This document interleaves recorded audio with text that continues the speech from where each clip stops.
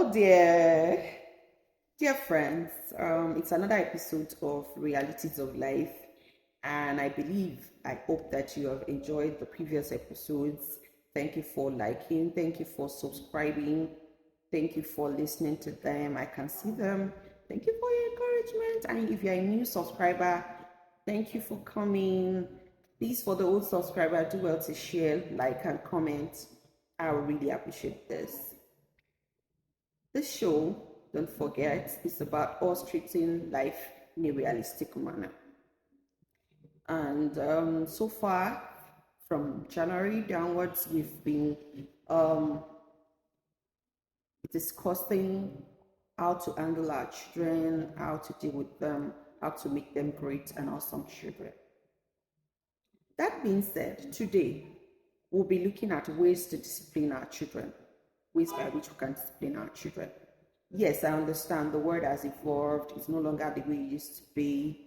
Children now are more smarter, more knowledgeable than we were in our age. So you can as well safely say now that a child that is 2 years can act like he or she is 6 because of the knowledge they're exposed to, the internet and all the likes, phones and all that. Would that make us not discipline them? No. As a parent, it is upon us to discipline our children. And when I say discipline, we have to know the difference between discipline and abuse. That, if you want us to discuss that, I can always take that in another episode. As a parent, you must know there's a tiny line between discipline a child and abusing a child. For me, use of cane should be the last resort. Yes, it's also a form of discipline, but should be the last resort. A lot of us had really relied so much on cane, and the truth is, when the child gets to teenagehood, it becomes so useless. We have to be very, very careful. Before I go ahead to list the ways we can deprive our children and allow us to discuss, because I know a lot of these things we already know, I want us to bear in mind that discipline is not effective without communication. So you as a parent, you must learn the act of communication. What is the act of communication?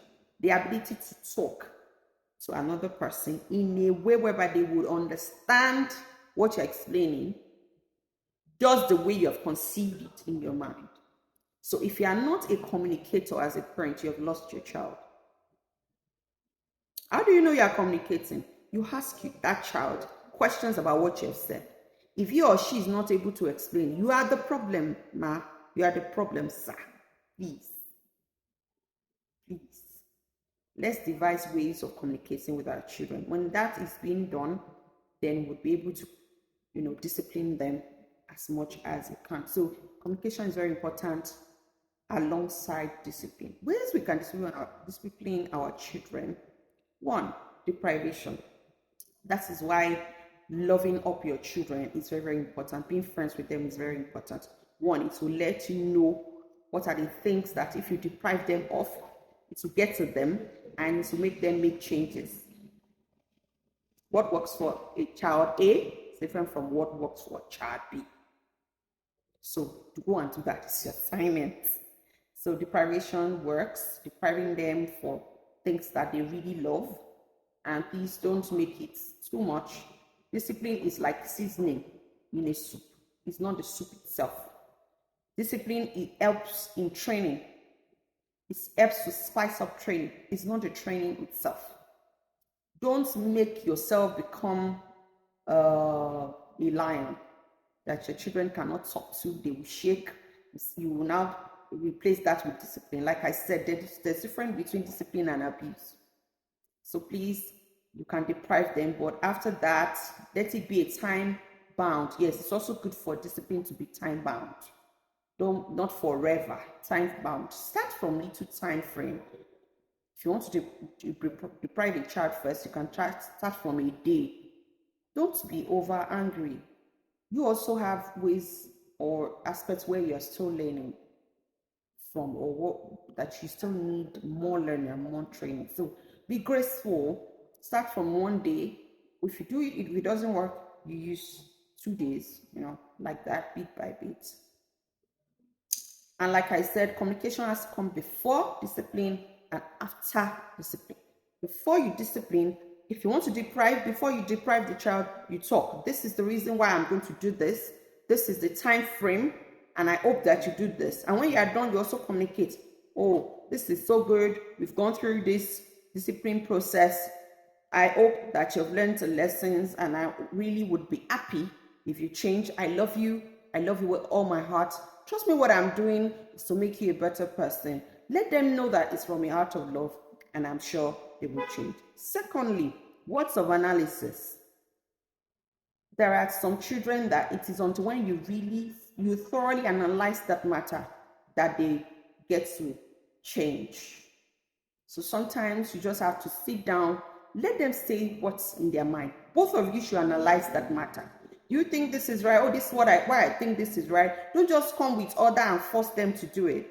Though sometimes you need to, but not always. So sometimes you just have to analyze the matter with the child, especially the teen and the youths. Those ones you can't flog them. You might not be able to deprive them because maybe you are no longer feeding them and all the likes.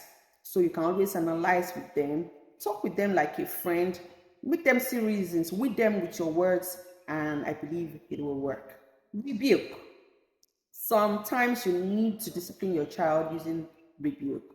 Rebuke comes like words of exclamation. For instance, your child is moving faster to where there is fire. You need to scream, "Will you stop that?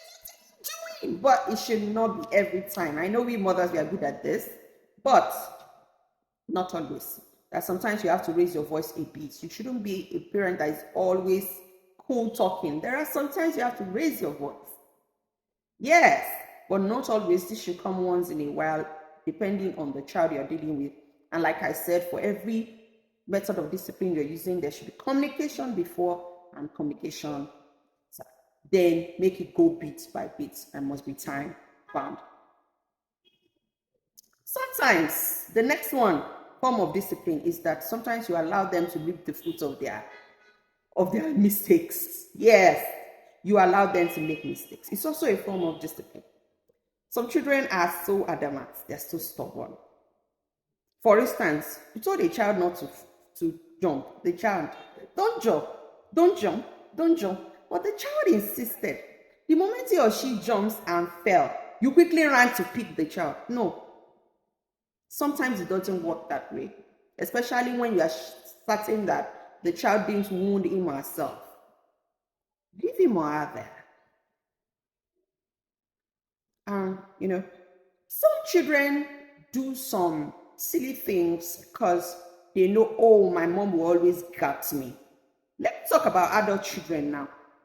For instance, you told your child, save money for this thing, you need at so time. You might need money for this at so time. And he or she squanders the money and comes back and say, oh, mommy has squandered the money. And you gave him or her another money. That's not discipline. Let him or her face that farming period so that he or she can change. So that's that. Allow them face their mistakes at times. Lastly, use of cane. Sometimes you need to just use the rod.